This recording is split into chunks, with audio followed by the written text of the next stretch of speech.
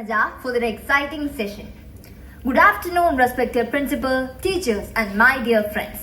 I am Annabelle Joby of class 9A. Today, I could have started my presentation by saying agriculture is the science of cultivating plants. But I think everyone has heard introductions like that before. So today, I want to start my presentation by telling you a story. Imagine it's the year 2086. Humans have already built the first permanent colony on the moon. Scientists, engineers, doctors, and even teachers live there. One day, while exploring the archives of the lunar colony, someone discovers an old diary. It's not the diary of an astronaut. It's not the diary of a scientist, but it's a diary of an old and the first moon farmer who reached the moon. Today, I would like to share some parts of the diary with you. Dear diary, today I arrived on the moon. When I looked outside my window, I didn't see green fields. I saw endless grey land. There were no rivers, no trees, no birds singing, no wind blowing. Only silence. Far away in the black sky, I could see a beautiful blue planet, Earth. I asked myself one simple question. How can I grow food in a place where nothing has ever grown? My dear friends, that question is no longer a science fiction. It is one of the most biggest questions scientists are trying to answer today. Because if humans are going to live on moon, they must learn how to do farming on there.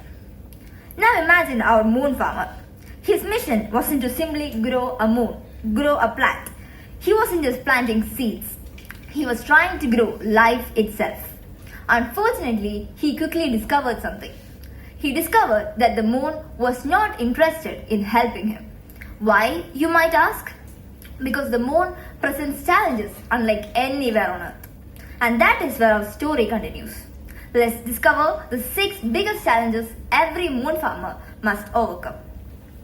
Challenge 1. The moon has no real soil.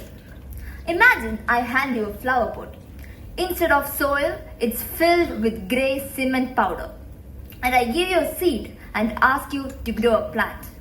Would the plant grow? Probably not. And that is the same situation our moon farmer faced. The moon does not have fertile soil like the Earth. It's covered by a layer of grey dust called lunar regolith. But what exactly is this lunar regolith? Over billions of years ago, countless meteoroids crashed into the moon. Since moon has no atmosphere, nothing burns up before hitting the surface. Every impact broke rocks into smaller and smaller pieces until it became fine dust.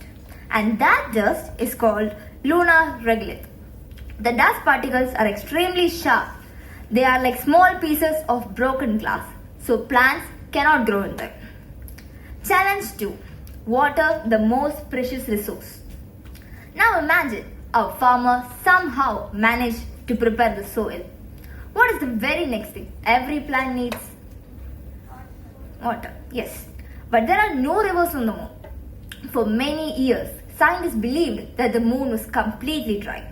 But later, a spacecraft discovered something very exciting. Near the moon's north and south poles are deep craters that sunlight never reaches. Inside them, scientists found water ice. Does that mean the problem is solved? Not quite. The ice is mixed with rock and dust. Special robots would have to dig it out, heat it until it melts or turns into vapor, collect it, purify it, and then recycle it. Challenge 3. The moon's strange day and night.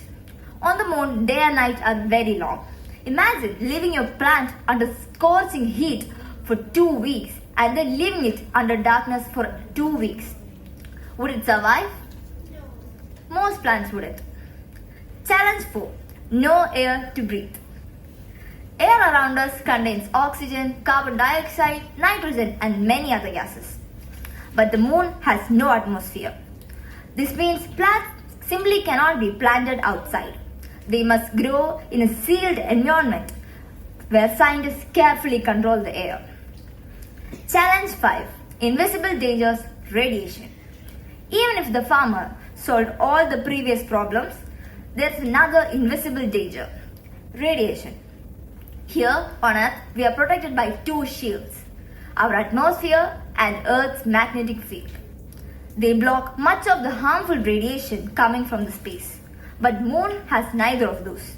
As a result, astronauts and plants are exposed to much higher levels of radiation and cosmic rays. Over time, this radiation can damage living cells and affect plant growth. Challenge 6. Low gravity. On Earth, gravity pulls everything downwards. Plant roots naturally grow downward while the stems grow up. Scientists still fully don't know how plants will behave after generations in such weak gravity. In other words, our moon farmer was not only growing plants, he was also conducting one of the greatest experiments in history. Now, let's see how they solved these incredible challenges. Solution 1. Building a mini Earth. Farmers can't simply grow plants outside, so scientists can design a space greenhouse. Inside this greenhouse, computer controls everything. LED lights act like sun, allowing plants to grow even during the long lunar nights. Solution 2. Farming without soil. Scientists have found two ways to do farming on the moon. They are hydroponics and aeroponics. Both methods save water, so it's ideal for space. Solution 3. Recycling every drop. On Moon, water is too precious to waste. Future lunar farms will recycle almost everything. Carbon dioxide astronauts breathe become food for plants. Oxygen released by the plants is used by the astronauts. It's a perfect interdependable cycle where humans and plants help each other survive.